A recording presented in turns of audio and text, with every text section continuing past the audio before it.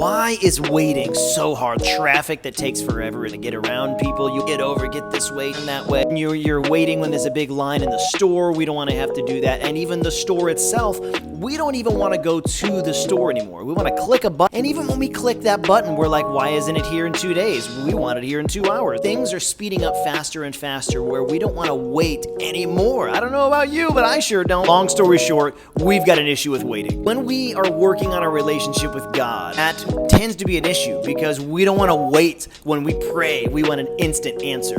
When we read the Bible, even to get an understanding, to get a deeper revelation of something, we want that answer right now. What do you do when you have to wait? I mean, not what do you do, how do you act? Because me, when I have to wait, sometimes it can be a little frustrating and it can start to cloud your judgment and cloud your decisions and start to make you feel feelings that maybe aren't even real, but are real to you because you're feeling those feelings because you're in the middle of waiting and it's just getting really frustrating. Now, if you want to talk about being frustrated, I guess, there's somebody in the Bible that you may have heard of, maybe not, but his name is Joseph. Joseph was loved by his family, loved by his father, so much that he gave him a special robe, and that robe was colorful and fancy and great, but his brothers hated it. The more his dad loved on him, the more his dad showed him attention, the more his brothers hated him. So the guy has a couple dreams, and he shares them with his family, and those dreams, one of which, a bunch of grain, is to bow down to him in the dream. He tells them, and they're super upset about that. They're like, you think we're gonna bow down to you, Joseph? Are you kidding me? The next dream was pretty much the same thing.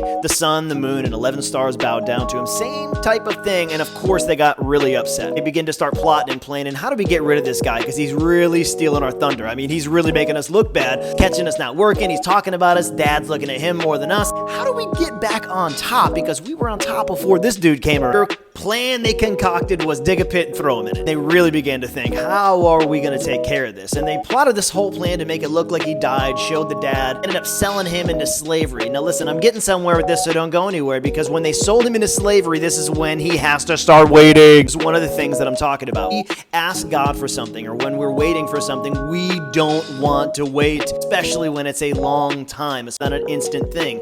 He already was waiting on help and thought it came, and then boom, it was slave traders. And then, guess what? He thinks that when he's being, traded, that he's gonna have something great happen when he gets into a palace. My point is, you think that you're waiting is a long time, that your dream and your vision you've been waiting on is just, oh, it's not gonna happen, it's not gonna happen. Dude went from telling them the dream to getting thrown in a pit and sold into slavery, then from slavery getting to be a servant in a palace, and he gets framed, he gets set up, he gets lied on, he gets locked up in jail because of this guy's wife. So he goes to jail for that, and then he gets out of jail because he gets to translate a dream, and then finally, he gets to be put in charge of Egypt, and then his family comes, and that dream comes true where they're all bowing down before him.